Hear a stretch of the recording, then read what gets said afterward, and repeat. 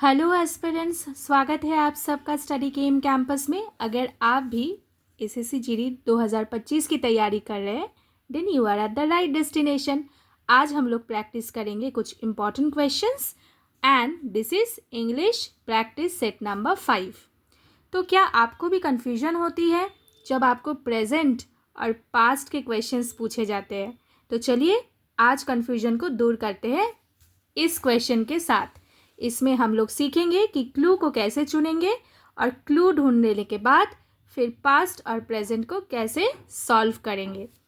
सबसे पहले हम लोग पढ़ लेंगे इंस्ट्रक्शन को। माय डियर फ्रेंड्स, इंस्ट्रक्शन को ज़रूर पढ़ना है क्योंकि उसी में छुपा होता है कि आपको करना क्या है। ठीक है, सो इंस्ट्रक्शन को पढ़ना केयरफुली बहुत ज़रूरी है। Select that part of the question that contains the error from the given option.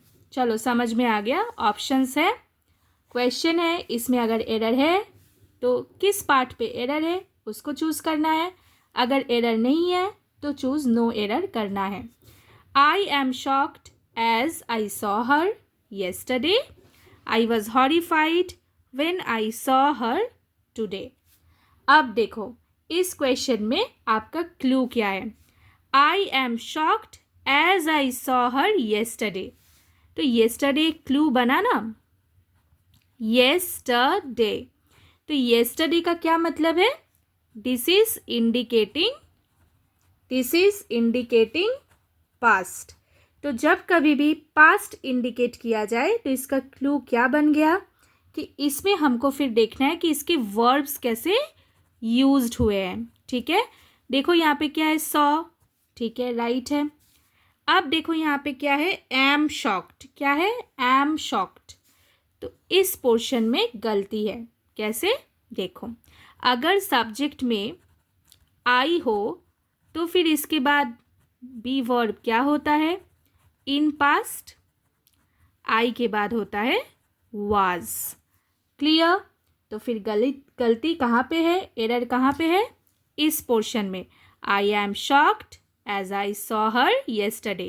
I was shocked as I saw her yesterday. ये होना चाहिए था। क्लियर? तो इसलिए ये ऑप्शन हमारा सही उत्तर होगा एरर चूज करने के हिसाब से। क्लियर? Absolutely clear. क्लियर हुआ है तो क्लियर लिखो कमेंट पे। ठीक है ना? चलो moving to the next question. और हाँ, एक बात बता देती हूँ कि अगर आपको वाज और वेयर, एम, इज, आर का कन्फ्यूजन है तो I have already given link in the description box. जाके चेक करो, बहुत ही कम समय में है। क्लियर करो अपने सारे डाउट्स। क्लियर? नेक्स्ट क्वेश्चन पे चलते हैं। Mister Stone return to UK at January 2001 to begin data analysis. अब इस पोर्शन पे गलत कहाँ पे है ये हमें चुनना है। मिस्टर स्टोन रिटर्न्ड टू, ठीक है, यहाँ से वो निकले थे तो यहाँ पे वापस आए, तो इसलिए रिटर्न टू जो बना ये तो बिल्कुल सही है, गलत तो है नहीं। ठीक है, अब कब रिटर्न किए देखो यहाँ पे क्या दिया हुआ है, at January 2001। This is wrong. अब ये रॉन्ग क्यों है ये मैम बताएगी, वाई दिस इज रॉन्ग। अब देखो जनवरी क्या बता रहा है, जनवरी है एक मंथ। इस मंथ पे मिस्टर स्टोन, अब एक जनवरी मंथ में कितने डेज होते हैं टोटल बताइए, जितनी भी हमारे टोटल डेज होते हैं, किस तारीख को जनवरी पे वो रिटर्न किए ये बताया हुआ है नहीं। So no specific time is mentioned. जब ऐसा होता है तब जनवरी के आगे क्या होगा, इन होगा, और क्या बताएगा, पीरियड ऑफ टाइम। मतलब जनवरी को तो लौटे लेकिन इस मंथ पे किसी भी डेट पे लौटे होंगे, इसलिए हमें यहाँ पे क्या यूज़ करना होता, इन, लेकिन इन के जगह पे क्या यूज़ किया हुआ है, एट, इसलिए ये वाला सेक्शन गलत है। क्लियर? See okay. चलो moving to the next question. Next question में जाने से पहले मैं जो भी इस लेसन के व्यूअर्स हैं, अगर आप इस लेसन पे नए हैं, इस चैनल पे नए आके इस लेसन को देख रहे हैं, तो चैनल को ज़रूर सब्सक्राइब करिए to get more practice sets like this. Select most appropriate option to substitute the underline segment, no need to improve, then choose no improvement required. समझ में आ गया? क्लियर हुआ? अंडरलाइन सेगमेंट जो है इसको सब्सटीट्यूट करना है सही उत्तर के साथ। अगर इम्प्रूवमेंट दरकार नहीं है तो नो इम्प्रूवमेंट को ऑप्शन में चूज कर लेंगे। It is as clear as that. Okay, if you don't water your house plants they will dies. देखो यही अंडरलाइन सेगमेंट है, क्या दिया हुआ है? They will dies. यही एरर है, इसमें एरर है। क्यों एरर है मैं बताती हूँ। देखो विल डाई क्या बता रहा है? Simple future tense. इसमें विल या फिर शैल हम लोग कुछ भी यूज़ करें तो उसके साथ हम लोग मेन वर्ब का यूज़ करते हैं। ठीक है, जैसे विल गो हम लोग यूज़ करते हैं, विल गोज रॉन्ग होता है। क्लियर? इसी वजह से दे विल डाइज रॉन्ग है, तो फिर क्या होना चाहिए यहाँ पे? Will die. क्लियर? मतलब विल प्लस डाई। ओके, तो will die is the correct answer. और एक पॉइंट मैं यहाँ पे बता देना चाहती हूँ आपको, वो क्या है? कोई भी मॉडल के साथ मेन वर्ब यूज होता है। ओके, तो विल, कैन, शैल एसेट्रा, इनके साथ क्या होगा? मेन वर्ब का यूज होगा। क्लियर? Absolutely clear. चाहो तो आप स्क्रीनशॉट ले लो, लिखने की कोई दरकार नहीं है, बस समझ लो, गलती मत करना एग्जाम में। ठीक है, अगर आप किसी भी कॉम्पिटिटिव एग्जाम्स की तैयारी कर रहे हैं और ये वीडियो देख रहे हैं तो ये भी आपके लिए बहुत काम पे आने वाला एक इम्पॉर्टेंट वीडियो है। ठीक है, चलो moving to the next question.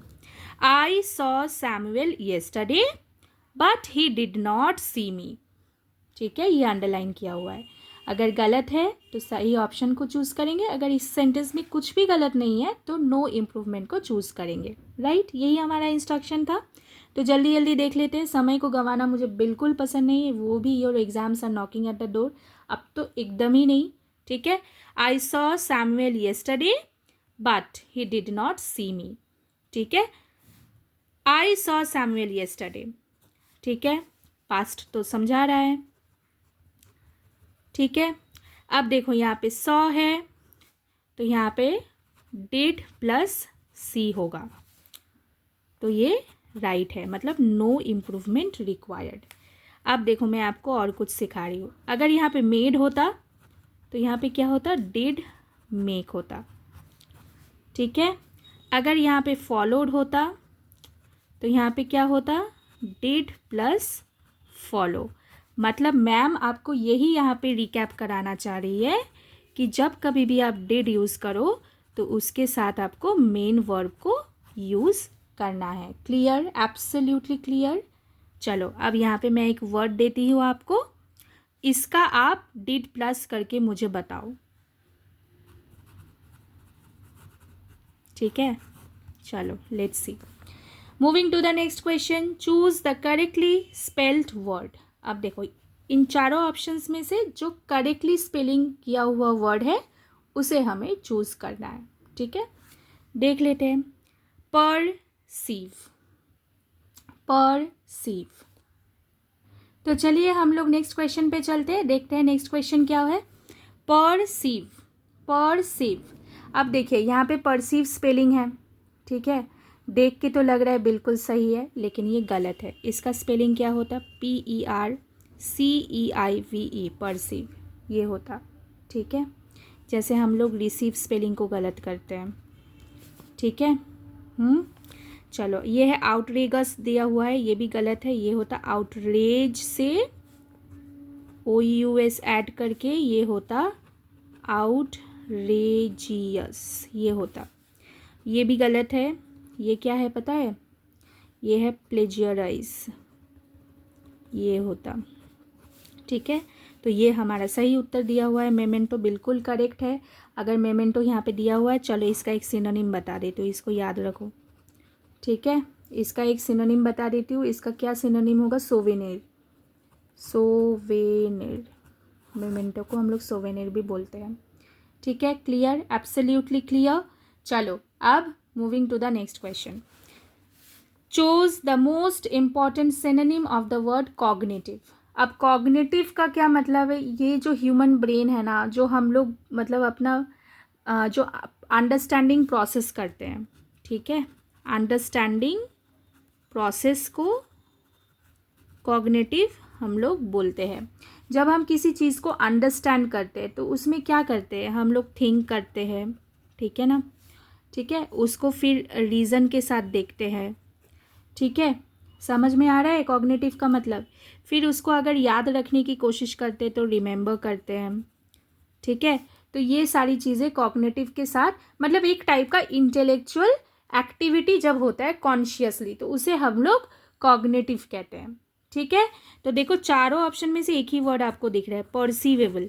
Perceive में जो वर्ड दिया हुआ है यही कॉग्निटिव से रिलेटेड है। क्यों? क्योंकि व्हेन यू परसीव एनीथिंग, इसका मतलब you are making an understanding of that particular thing. Okay, you are making understanding of that particular thing, that is why perceivable is cognitive over here. Okay, clear, absolutely clear।